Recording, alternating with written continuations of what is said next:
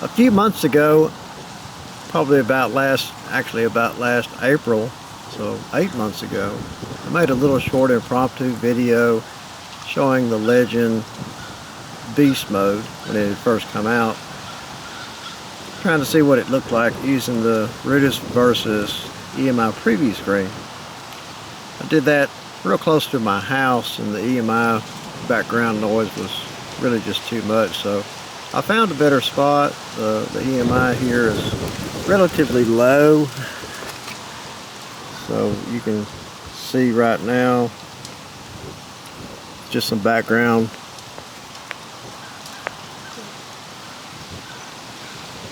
Even the multis are low. There's a little bit of a spike here.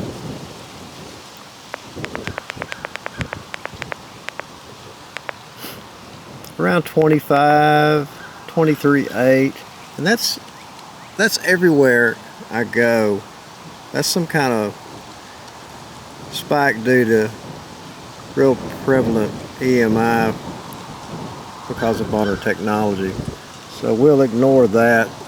There's the Legend sitting on my 150-yard shooting bench, and I've positioned myself to where the higher frequency, 40 kilohertz, gives a full bar on the graph.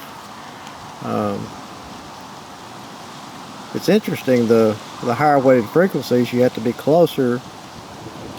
They just don't carry as far as the lower weighted frequencies. That's pretty interesting. But I'm far enough away to where I have nice narrow bands. I tried it earlier, actually made a short video, and I was too close. I was also using a Nell Attack 15-inch coil, which is not factory calibrated according to Nokia, so it's not a tuned coil like the factory coil I've got on there now. So I was trying to take all the factors out that might skew the results. These are going to be real amateur results anyway. This is certainly not an oscilloscope. So you can see right now we have very little EMI. Let's go turn the Legend on.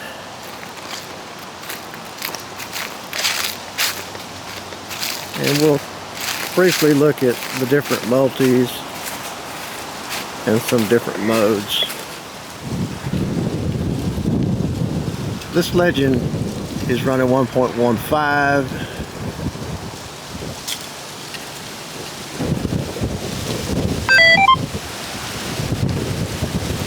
I'm in 4 kilohertz to start out with. I've got the frequency shift in the middle. It's 7. So here's straight 4 kilohertz on field mode, and let's see what it looks like. The wind's kind of high today. Hopefully the audio's okay. Okay, there's 4 kilohertz. Not showing much, is it? Let's get a little closer. Maybe my position is not good.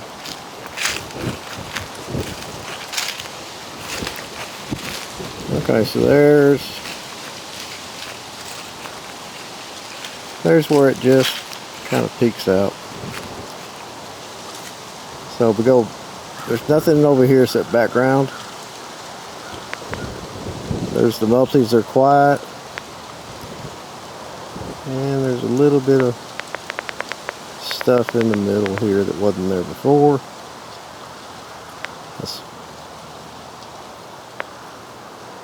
There's that spiky area. I think we've got this right here at about 18.4.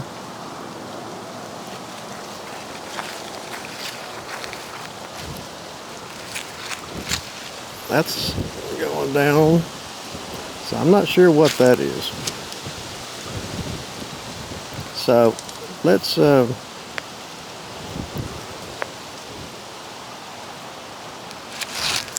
there's the, so that's straight 4.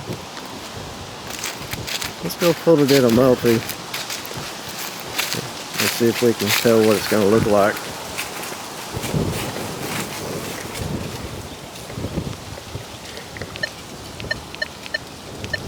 Alright, there's M1 field.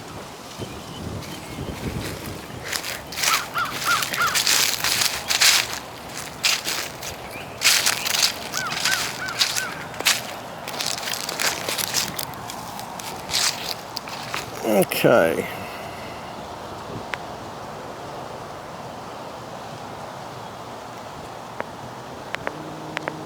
So there's 4 kilohertz. Not much there.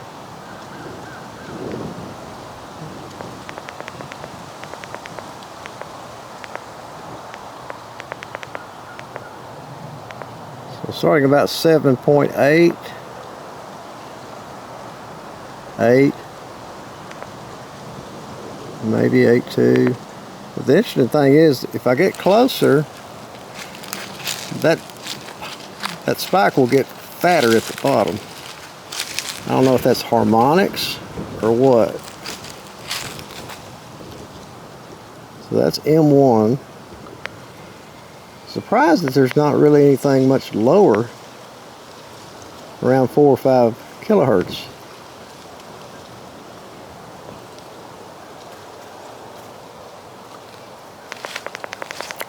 Let's tighten them back up.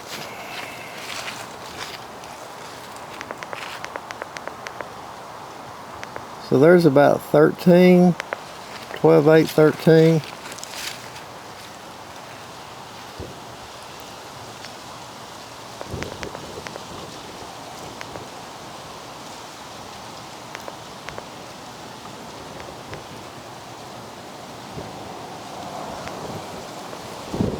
There's our background spikes there. And then we got a nice, tall, strong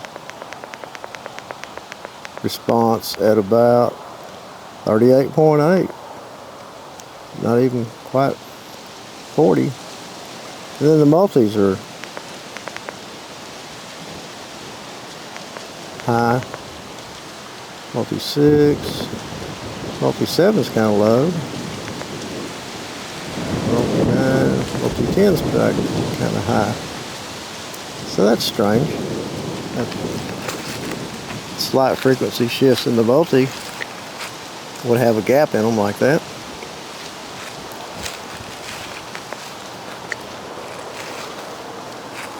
Back to 4. So the predominant frequency seems to be around 8 and 38. 7.8.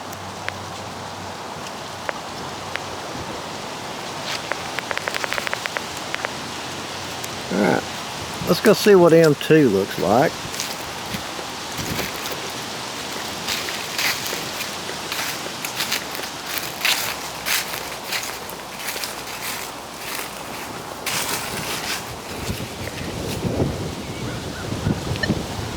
M2.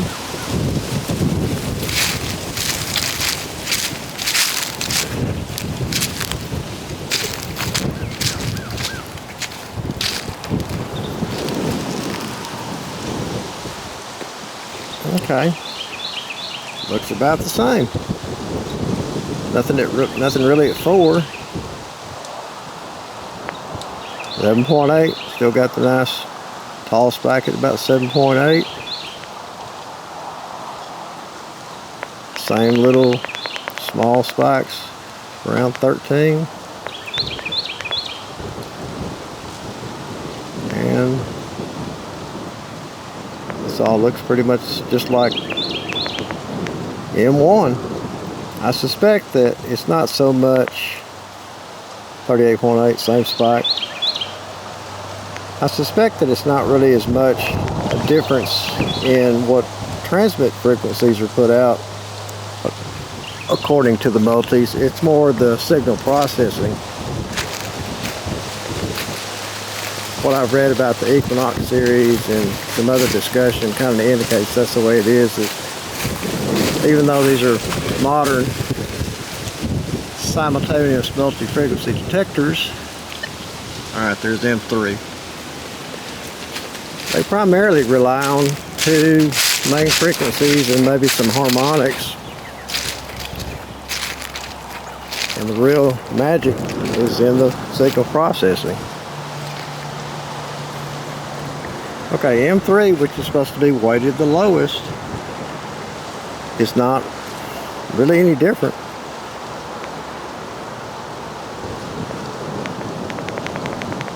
Same. 7.8 is the main spike.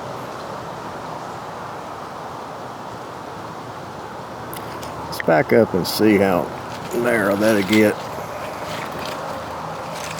Yep.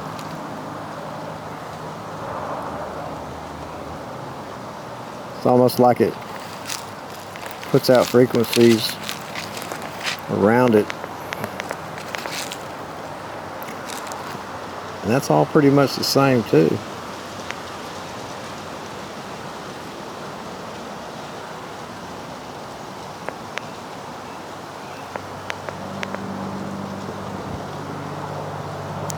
Okay. Let's see what Goldfield Multi looks like, and then we'll look at the beast mode.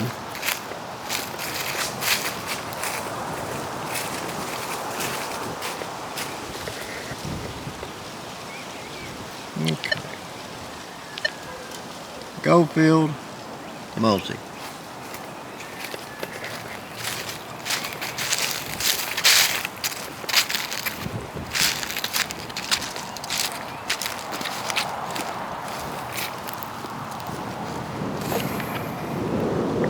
Okay.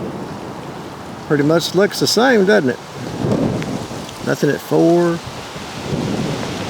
7.8 is where it's filled in.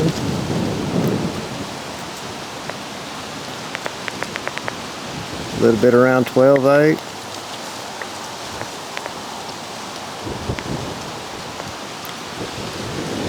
A little bit around 17.8 now. I don't think that was there before.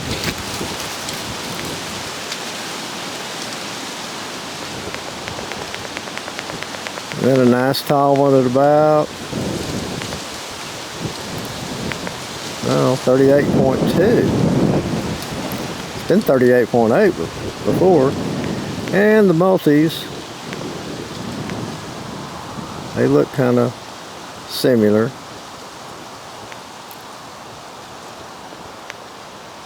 Back to 4. Alright.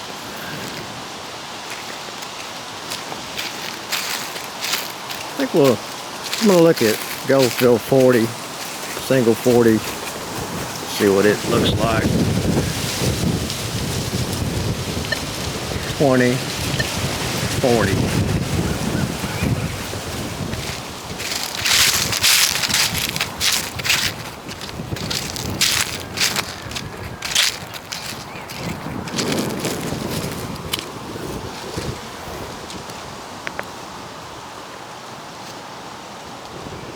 Okay. So there's 40. Not much there. Get a little closer.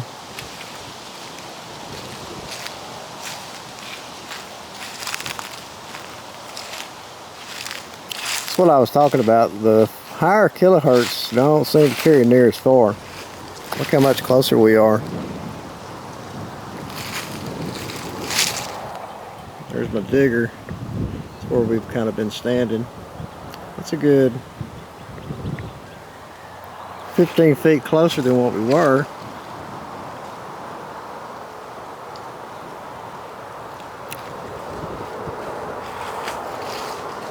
Okay, it drops off there.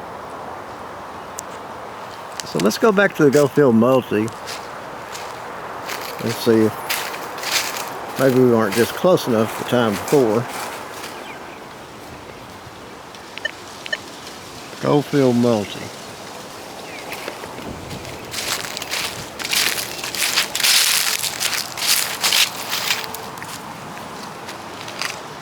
Okay, that looks a little bit more like a higher weighted frequency. Just got to get closer for the nice spike there at 32.8, 28, around 23.2. Nice wide one there at 17.8. A little bit at 15.4. And then the same larger spikes we had before.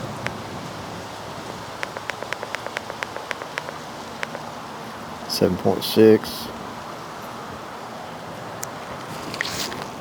Alright, let's go try the beast mode. This is certainly not a substitute for an oscilloscope, that's for sure. But it's interesting. Alright, beast mode.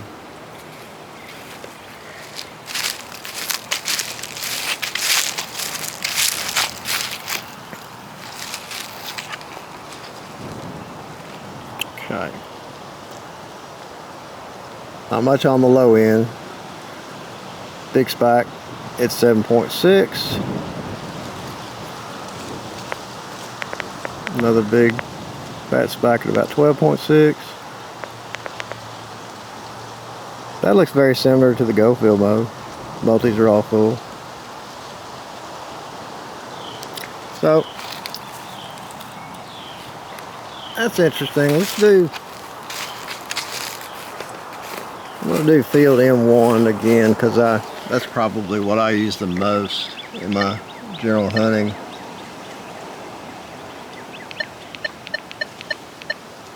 M1 field.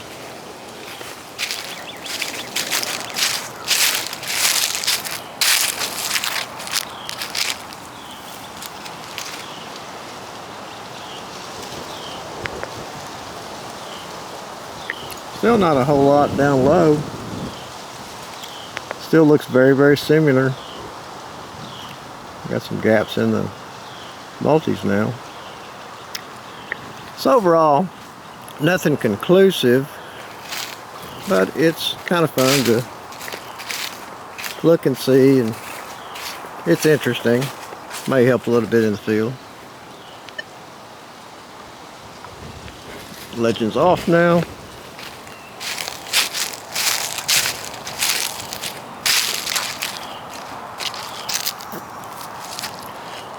And we're back down to nothing really showing but the same little background spike around 24, 25, 23.8.